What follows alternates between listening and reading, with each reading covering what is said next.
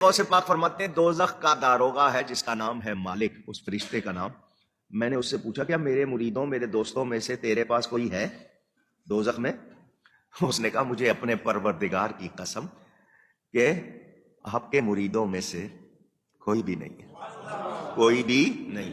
فرمایا میرا ہاتھ اپنے مرید کے سر پر اس طرح چھایا ہوا ہے جس طرح زمین پر آسمان چھایا ہوا ہے. فرمایا مجھے اپنے رب کے عزت و جلال کی قسم میرا قدم اس وقت تک جنت کو نہیں اٹھے گا جب تک میں اپنے سارے مریدوں کو جنت میں داخل نہ کروا لوں. حدیث ہے وہ بخاری مسلم. ابن مسعود رضی اللہ تعالیٰ عنہ کہتے ہیں کہ میں نے نبی صلی اللہ علیہ وآلہ وسلم کے حکم پر سورۃ النساء کی تلاوت کرنا شروع کی، اور میں جب آیت نمبر 41 پہ پہنچا، آپ اندازہ کریں نبی صلی اللہ علیہ وآلہ وسلم نے آلموسٹ یہ 6 رکوع ہیں جو تلاوت سنی ہے. تو 41 نمبر آیت پہ جب میں پہنچا فَكَيْفَ إِذَا جِئْنَا مِن كُلِّ أُمَّةٍ بِشَهِيدٍ، تو وہ کیا وقت ہوگا کہ جب ہم ہر امت میں سے ایک گواہ کو یعنی وقت کے پیغمبر کو اٹھائیں گے. کس لیے؟ تاکہ وہ اہل ایمان کے حق میں گواہی دے اور جو ان کے مخالفین تھے ان کے خلاف گواہی دے. وَجِئْنَا بِكَ عَلَىٰ هَٰؤُلَاءِ شَهِيدًا، اور اے نبی ہم تمہیں گواہ اٹھائیں گے ان کے اوپر، ان مشرکین عرب کے اوپر جنہوں نے آپ کی مخالفت کی، ان کے خلاف گواہی دینے کے لیے آپ کو جب اٹھائیں گے. یہ آیت سورہ النساء کی آیت نمبر 41 جب پڑھی حضرت عبداللہ ابن مسعود رضی اللہ تعالیٰ عنہ نے، تو بخاری مسلم کے الفاظ ہیں کہ نبی علیہ السلام نے کہا کہ عبداللہ بس کرو، عبداللہ بس کرو. وہ کہتے ہیں میں نے جب نگاہ اٹھا کے دیکھا تو نبی علیہ السلام کی مبارک آنکھوں سے آنسو روا تھے، آپ کی داڑھی تر ہو چکی تھی اس غم سے کہ مجھے اپنی امت کے خلاف، اپنی قوم کے خلاف قیامت کے دن گواہی دینی ہے قرآن چھوڑنے کے سبب. فقال الرسول یا ربی ان قوم اتخذوا هذا القرآن مہجورا، اور رسول اللہ شکایت کریں گے کہ میری قوم نے قرآن کو پیٹھ کے پیچھے ڈال دیا تھا. اچھا دیکھیں، ہم لوگ یہ کہتے ہیں یا اللہ جو کچھ بھی ہے تیرے محبوب کی امت سے ہے، اور محبوب نہ رو رہے ہیں ہماری وجہ سے.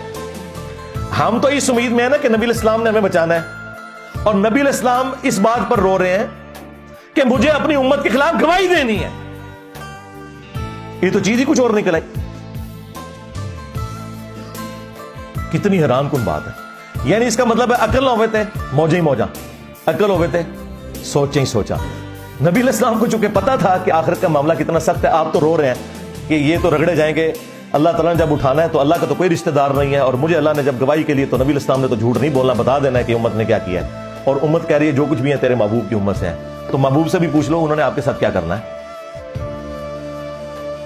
بخاری مسلم دونوں میں حدیث ہے، نبی علیہ السلام نے فرمایا کہ دیکھنا کہیں ایسا نہ ہو کہ قیامت کے دن کوئی شخص اپنی گردن پہ اپنا اونٹ اٹھائے ہوئے ہو اور وہ چیخ رہا ہو اغثنی یا رسول اللہ، یا رسول اللہ میری مدد کیجئے، میں تمہارے کچھ کام نہیں آؤں گا. میں نے دنیا میں تمہیں بتا دیا تھا اگر تم نے اونٹ کی زکوٰۃ نہیں ادا کی، اللہ کا حق ادا نہیں کیا، تو یہ اونٹ تمہاری گردن پہ سوار ہوگا جب تم قیامت کے دن مجھے پکارو گے نا اغثنی یا رسول اللہ. اور یہ میں آپ کو بتاؤں، یہ بریلویوں نے باقاعدہ بیج بنایا ہوا تھا، یہ میں نے میٹرک میں یہاں لگایا ہوتا تھا اغثنی یا رسول اللہ، اور یہ پتہ ہی نہیں تھا کہ اغثنی یا رسول اللہ کا جواب آگے سے کیا آنا ہے.